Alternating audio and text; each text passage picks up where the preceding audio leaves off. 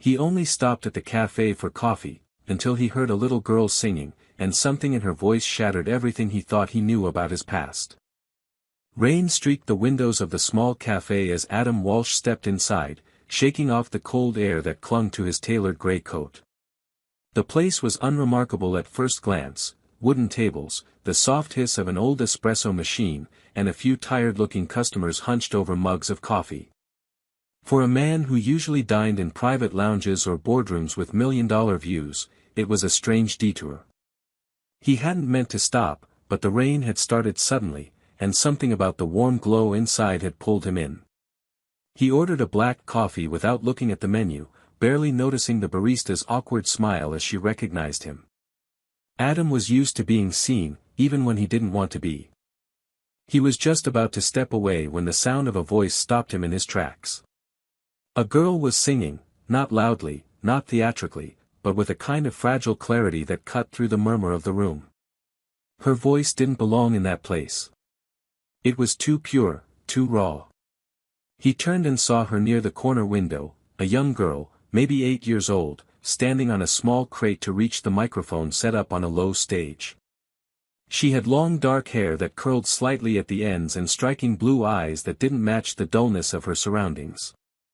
Her white sneakers were scuffed, and her coat looked too thin for the weather, but she stood there with remarkable stillness, pouring her heart into every line of the song. No one else in the cafe seemed to be paying much attention.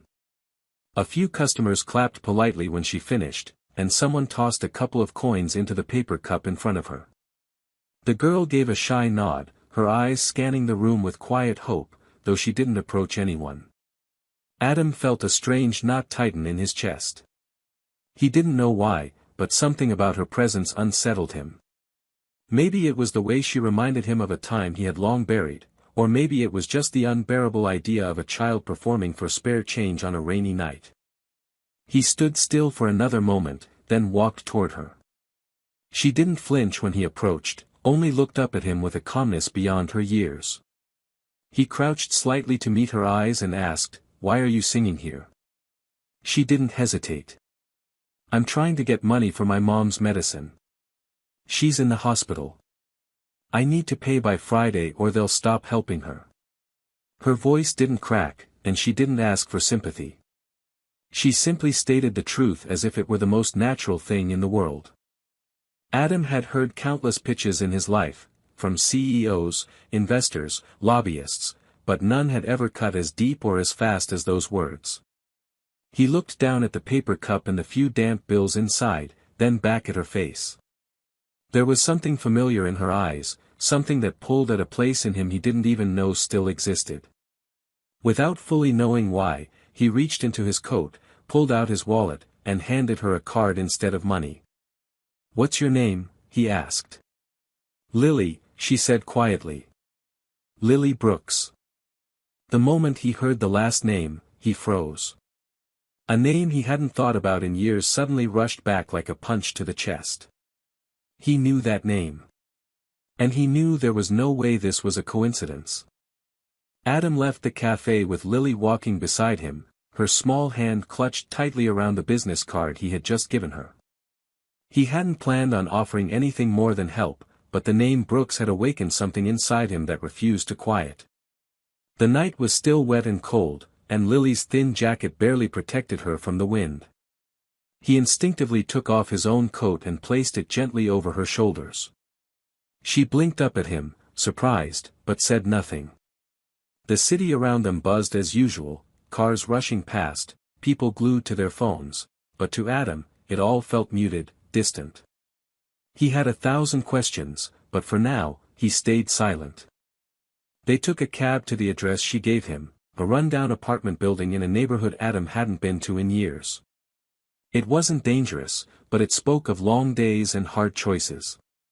Lily guided him up 3 flights of creaky stairs and stopped at a door with chipped paint and a tarnished doorknob. She knocked gently. An elderly woman opened the door, her eyes cautious until she saw Lily, and then filled with relief. "You had me worried," she said, pulling the girl inside. Adam introduced himself, keeping his tone respectful. The woman's name was Mrs. Green, a retired schoolteacher who lived alone and had taken care of Lily temporarily. Sarah, Lily's mother, was in the hospital, and there was no one else. No father, no other relatives. Just this girl, her sick mother, and a kind neighbor trying to fill an impossible gap. Adam stood in the cramped living room, taking in the faded furniture, the stack of unpaid bills on the side table, the drawings on the fridge that bore Lily's name. Everything felt suspended in time, like a place where survival had become a daily ritual. He asked if he could visit Sarah. Mrs. Green hesitated but eventually gave him the hospital name. She's in critical care. They're doing what they can, but the hospital keeps asking about payment. She doesn't have insurance anymore. The words were sharp, but not angry. Just tired. Adam left soon after, promising Lily he would check on her mother. She gave a quiet nod, as if unsure whether to believe him. He went straight to the hospital that night. The staff was reluctant to let him in without being listed as family, but his name, and influence, opened doors quickly. When he stepped into the dim hospital room and saw Sarah lying unconscious, pale, with tubes in her arms and oxygen in her nose, his breath caught. Her features hadn't changed much. She looked older, thinner, but still beautiful. And unmistakably the same Sarah Brooks he had once loved with everything he had. Seeing her like this, so vulnerable, so broken, shook him to his core. He sat by her bed, not saying a word, just staring at the rise and fall of her chest. Memories came rushing in, vivid and uninvited. College days, long walks, the laughter, the arguments, the moment she had said she couldn't follow him into his fast-paced world.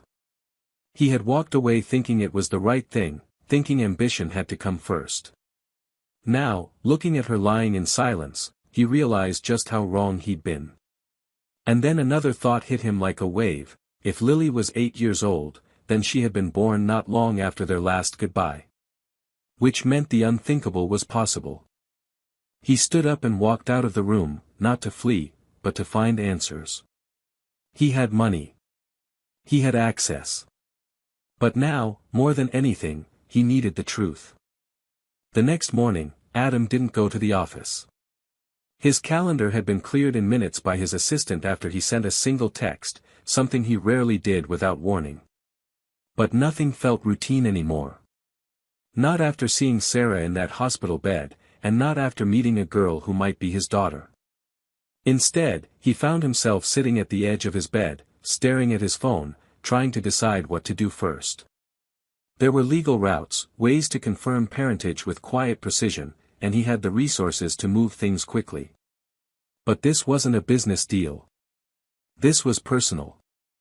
This was about a child, a woman he had once loved, and a mistake he hadn't even realized he'd made. He called a private lab and arranged a discreet DNA test. It would require a sample from Lily, and he knew she would need to trust him before he asked for something so invasive. He didn't want her to feel used or confused, not after she had already carried so much weight on her small shoulders.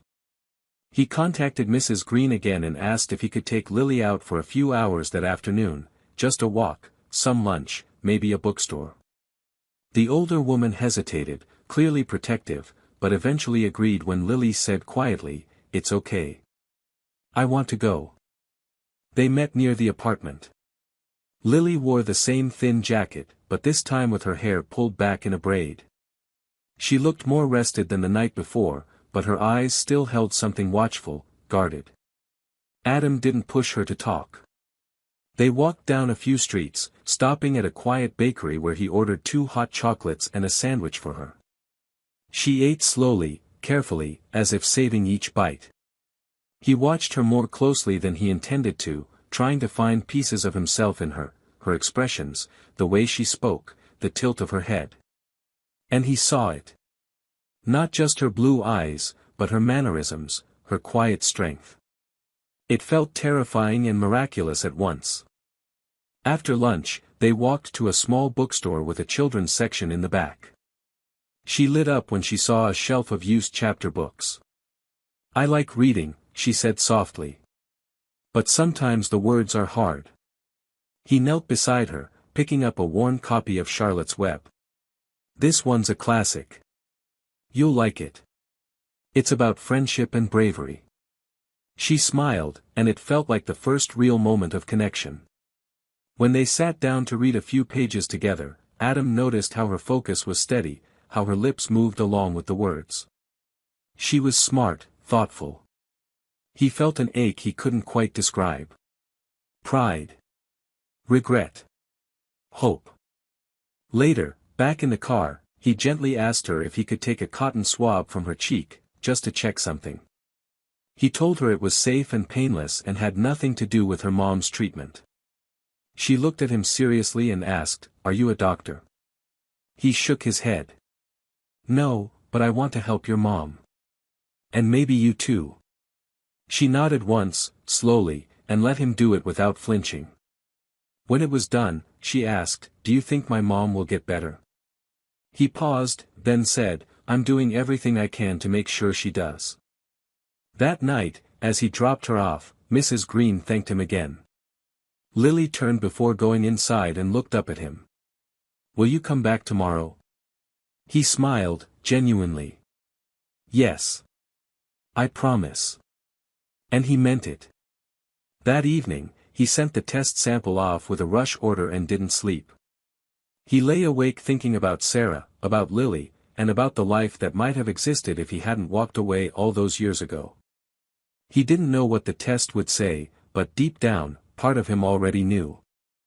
The test results arrived 2 days later, sealed in an envelope that Adam didn't open right away. It sat on his desk while he stared out the window of his office, watching the people on the streets below who had no idea that his world was shifting with every passing second. He had always been a man of control, numbers, contracts, structure, but nothing in his life had prepared him for the possibility of having a child he didn't know existed. His hands trembled slightly as he finally tore the envelope open and read the result. There it was, printed in clinical clarity: the probability of paternity was greater than 99.9%. Lily was his daughter. He didn't cry. Not right away. The shock was too fresh, too deep. He sat in silence, letting the truth settle inside him like a storm he hadn't expected but somehow always knew was coming. There had been something in her eyes, in her calm resolve, that mirrored his own. And now it all made sense, the way she looked at the world, the way she protected herself with silence. She had his blood, his strength, and something he had lost over the years, innocence wrapped in quiet resilience. He thought of Sarah, lying in a hospital bed, still unaware that the man who had once left her was now sitting here, reading proof that they had created something lasting. He left the office without telling anyone where he was going and drove straight to the hospital. The nurse recognized him by now and let him through without question. Sarah was awake this time, propped up slightly with pillows, her skin still pale but her eyes alert. She looked surprised to see him again, but she didn't ask why he kept coming. He sat down beside her and took a moment before speaking. "I got the results," he said quietly. "She's mine." Sarah didn't react at first. She blinked, processing, then looked away toward the window. "I wasn't sure if you'd want to know," she whispered. "After everything." Adam leaned forward. "Why didn't you tell me?" She sighed, her voice trembling. "Because back then, you were already gone. You made your choice, and I thought bringing a child into your world would only make it worse, for you and for her. I didn't want her to feel like someone's burden. So I raised her myself." He could see the pain behind her words, not anger, just exhaustion and the kind of sadness that builds when you've had to be strong for too long. "You should have told me," he said, softer this time. "I deserved to know. But more than that, she deserved a father." Sarah looked back at him, and something in her expression shifted. She wasn't guarded anymore. She was tired, vulnerable, but open. "I know. And I've regretted it every time she asked why her daddy wasn't around." The honesty cut through him. He reached out and took her hand. "It's not too late." They sat like that for several minutes, not saying much, just existing in a space that once had been lost but was now quietly beginning again. Before he left, he promised Sarah that he would take care of everything, her treatment, Lily's education, their safety. She nodded but didn't thank him. She knew this wasn't charity. It was something he owed. And he knew it too. That night, he picked Lily up from school and took her to a quiet park near his apartment. She told him about her day, about the book she was reading, and then asked, "Did you find out?" He looked at her and said, "Yes. I did. And I'm never leaving again." Her face didn't light up immediately, but she nodded, holding the words carefully like they were something she wanted to believe in. He put his arm around her, and they sat on the bench watching the sun dip behind the buildings, a father and daughter beginning something neither of them had expected, but both so clearly needed. Adam's days began to change in quiet, irreversible ways. He started waking up before the sun, not to check emails or prepare for a shareholder call, but to drive across town and make sure Lily had breakfast before school. At first, she was hesitant about his presence, sitting stiffly as he poured her cereal or tied her shoelaces when Mrs. Green's arthritic hands couldn't manage. But slowly, something shifted. She began asking him questions about his job, about his childhood, and whether he had always been rich. He answered truthfully, sometimes awkwardly, admitting that he didn't grow up with much either, that he had been angry at the world once too. That seemed to matter to her. She started smiling more often, not the polite kind, but the soft, trusting kind that comes when a wall starts to lower. At the same time, Adam was navigating Sarah's recovery with unwavering attention. She had undergone a minor operation and was now in a rehabilitation wing, gaining strength little by little. They talked daily, at first about logistics, insurance, and medication, but those conversations grew longer, stretching into evenings. They began reminiscing, cautiously at first, then with less restraint. He confessed that after they had parted ways, he threw himself into building his empire not because he wanted to forget her, but because success was the only thing he could control. She admitted that she used to read articles about him in business magazines late at night, wondering whether he ever thought of her. There were no declarations of love, no rushed forgiveness, but something fragile was rebuilding between them, layered with time, loss, and now, with Lily at the center. One Friday afternoon, Adam picked Lily up from school and surprised her with a visit to a children's museum. Her delight was unfiltered as she ran from exhibit to exhibit, pulling him by the hand like they had done this 1,000 times. He didn't check his phone once. When she stopped at a wall where kids could pin up drawings of their families, she took a crayon and quietly sketched 3 stick figures. A tall man, a woman with long hair, and a little girl in between them. Above it, she wrote, "Home." Adam stared at it, his throat tight, knowing that the word meant something more than just a house. She didn't look at him, but she slipped her hand into his again. He didn't say a word. He just squeezed her fingers. Later that evening, Sarah called him from the hospital. Her voice was stronger now. She asked how Lily was doing, and he told her about the museum and the drawing. There was a long pause, then she said, "She's starting to believe this is real. That you'll stay."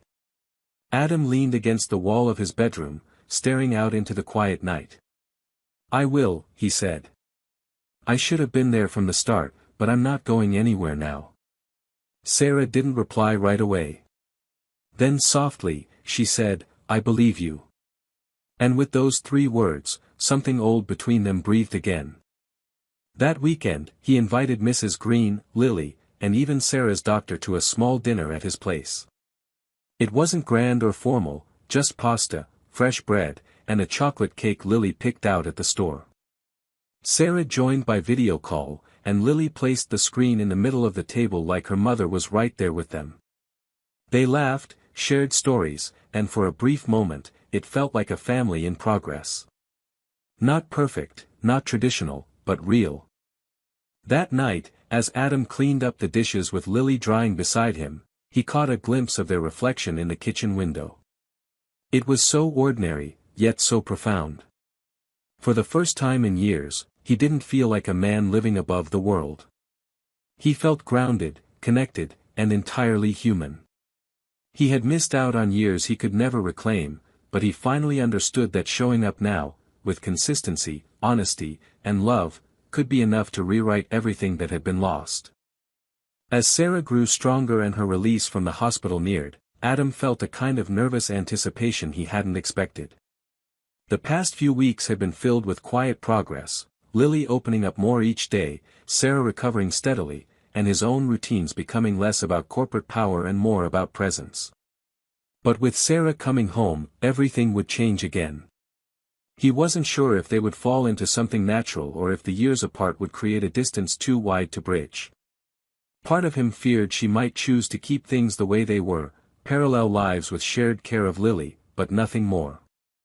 Still, he couldn't stop hoping for something deeper, something whole. On the day of her discharge, he arrived early at the hospital, carrying a small bouquet of her favorite flowers, white peonies, and a coat he had picked out for her himself. Sarah was sitting up, dressed and waiting, her hair tied loosely, her skin still pale but radiant with quiet strength. She smiled when she saw him, not wide, but warm enough to make his chest tighten. They didn't speak much during the drive. Lily was waiting at home, having drawn a big welcome sign in colorful markers, and Mrs. Green had baked a pie. When Sarah walked into the apartment and saw the handmade decorations, her eyes welled up. She knelt beside Lily and wrapped her arms around her daughter, and for a few minutes, nothing else in the world seemed to exist. That night, Adam gave them space. He stayed late at his office, not out of obligation, but out of respect. He knew that Sarah needed to feel at home again, in control of her own life after weeks of vulnerability. When he returned later to drop off some groceries, Sarah met him at the door. She looked at him closely and then stepped aside to let him in. They sat in the kitchen, alone for the first time in days, the soft hum of the refrigerator the only sound between them. Finally, she spoke. "I've been thinking a lot," she said. "About what all of this means. You being here. The way Lily looks at you now. She's starting to see you as her dad, not just someone who visits." Adam nodded, unsure where she was going. "And I want her to keep seeing you that way. You've done more for her in a few weeks than most people do in years." But, she hesitated, and he felt the breath catch in his chest. "I don't want to confuse her either. If we're doing this together, we need to do it right.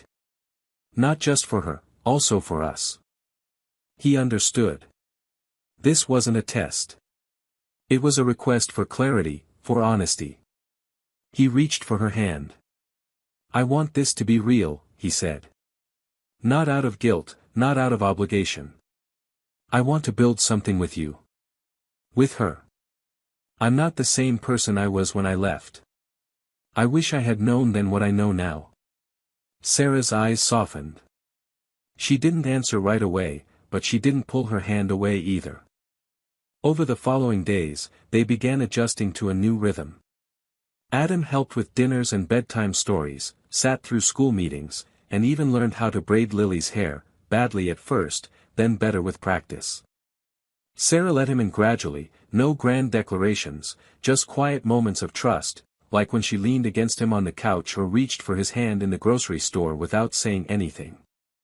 Lily noticed, of course. Children always do. One night, she asked if they were going to be a family now. Adam looked at Sarah, then back at Lily, and said, "We already are." What surprised Adam most was how little he missed his old life.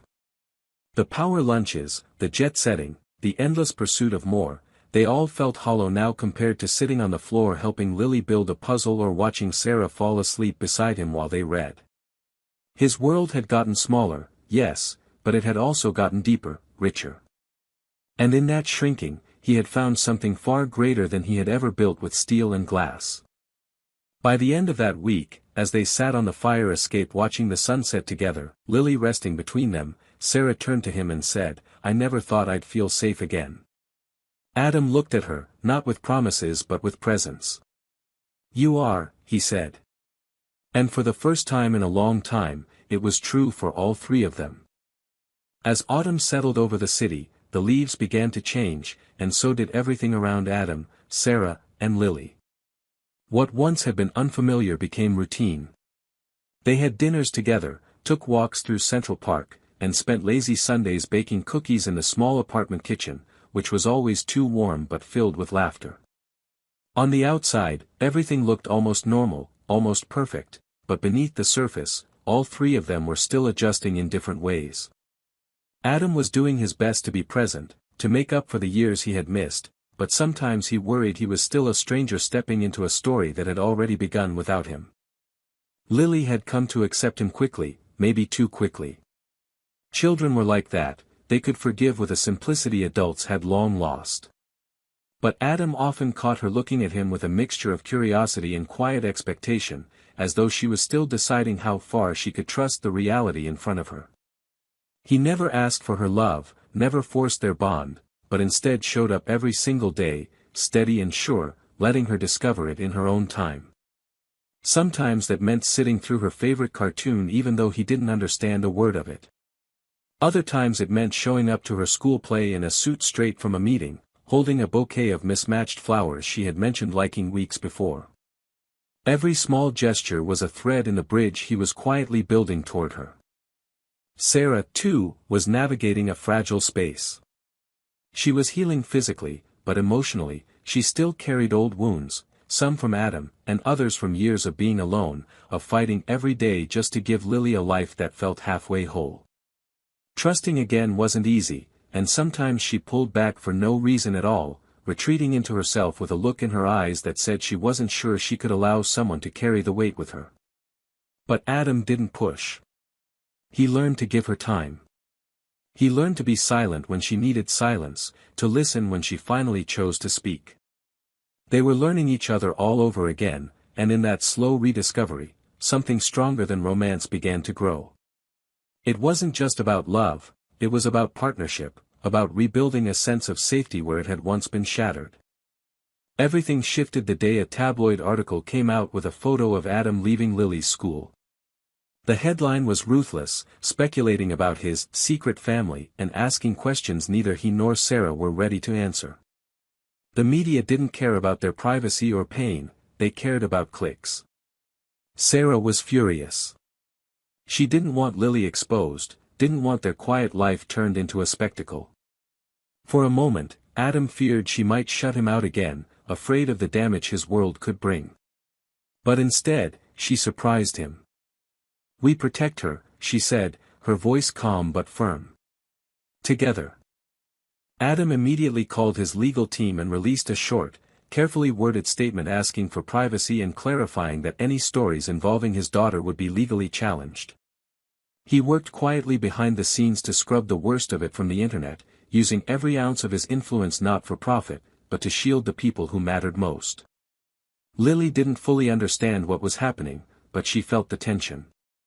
That night, she asked Sarah if they were in trouble. Sarah pulled her close and said no, not anymore. For Adam, the incident became a turning point. He realized how easily the life he was trying to build could be shaken by the outside world. So he made changes. He delegated more, began pulling away from public appearances, and started laying the groundwork to eventually step back from his role as CEO. He didn't announce it. He just began shifting priorities, choosing school pickups over stockholder calls, choosing bedtime stories over late-night meetings. His colleagues didn't understand. His board protested. But Adam didn't care. For the first time in his life, he wasn't chasing power. He was choosing peace. And in the quiet that followed the chaos, something beautiful began to settle between them. They weren't perfect, not by any means. There were still misunderstandings, still moments of hesitation and fear. But now, they faced them together. They were no longer fragments of a life that could have been. They were becoming something real. A family. Winter came gently that year, as if the world itself was taking care not to disturb the fragile but growing life Adam, Sarah, and Lily had built together.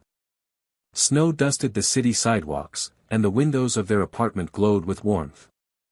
Inside, The space felt lived in the best way, cluttered with books Lily brought home from school, half-finished drawings taped to the fridge, and the scent of coffee and cinnamon from quiet Saturday mornings.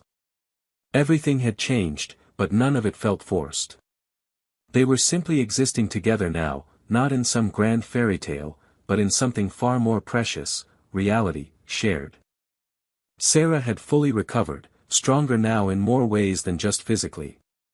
She had found part-time work at a local community center, helping other single mothers navigate systems she once had to face alone. She came home tired, but fulfilled, and Adam always had dinner ready, or at the very least, Lily bouncing on her toes to tell her about her day. They laughed more easily now. Arguments were rare and usually ended in exhausted giggles, especially when Adam tried to cook something complicated and failed miserably. But those moments were part of the life they were learning to embrace, messy, imperfect, and deeply theirs. Lily had bloomed in this new world. Her teachers noticed it first, commenting on how her reading had improved, how she raised her hand more often, how she smiled without being prompted. She no longer carried the quiet burden of worrying alone. Her drawings were now filled with 3 figures instead of 2, always holding hands. She referred to Adam as, "my dad," without hesitation, and the first time she did it in front of him, he had to excuse himself to the hallway, blinking back tears he didn't want her to see. He still kept the drawing she gave him on his office desk, 3 stick figures and the words, "Thank you for finding me," written in bright orange crayon. As Christmas approached, Adam suggested something unexpected. They could move. Not away, but into something new, together. A home that was theirs from the start, not inherited or borrowed or patched together from past lives. Sarah hesitated at first. She had built her life around cautious steps, and something as permanent as a house with Adam felt enormous. But he didn't pressure her. Instead, he brought Lily to a cozy neighborhood where trees lined the streets and small cafes lit their windows with string lights, and let her pick the house she liked most. Of course, she chose the one with the blue shutters and the garden that looked like it had stories buried in the soil. When Sarah saw it, something shifted. It wasn't just a house. It was a future, and for the first time in a long time, she allowed herself to walk into it without fear. They moved in just after the new year, slowly, carefully, 1 box at a time. And one evening, as the 3 of them sat on the floor eating pizza from the box, snow falling gently outside the big front window, Lily looked up and said, "This feels like forever." Adam wrapped his arm around her and looked at Sarah, who nodded silently, her eyes full of quiet joy. They didn't need anything more than that. No dramatic declarations. No perfect endings. Just the understanding that they had found each other again not by accident, but by choosing every day to stay. What was once broken had not only been healed, it had been transformed. They weren't who they used to be, and they didn't want to be. They had earned this peace. They had fought for this love. And now, in a small house with blue shutters and a garden waiting for spring, they had finally come home. This story's ending is powerful not because everything turns out perfectly, but because the characters earn their peace through vulnerability, growth, and forgiveness. What began as a tale of missed chances and hidden truths evolves into a deeply human journey of reconnection. Adam doesn't magically fix the past, and Sarah doesn't forget the pain, but together, they choose to move forward. That choice, quiet and deliberate, is what makes the ending so meaningful. Lily, the heart of the story, is not just a child rescued, she's the bridge between 2 people learning how to become a family. Her transformation, from singing in a cafe out of desperation to finding warmth and safety, mirrors the emotional arc of her parents. This is a love story, yes, but it's also a story about responsibility, redemption, and choosing love after loss. It leaves you not with a sense of fairy tale fantasy, but with hope grounded in real emotion, the kind that lingers after the final page.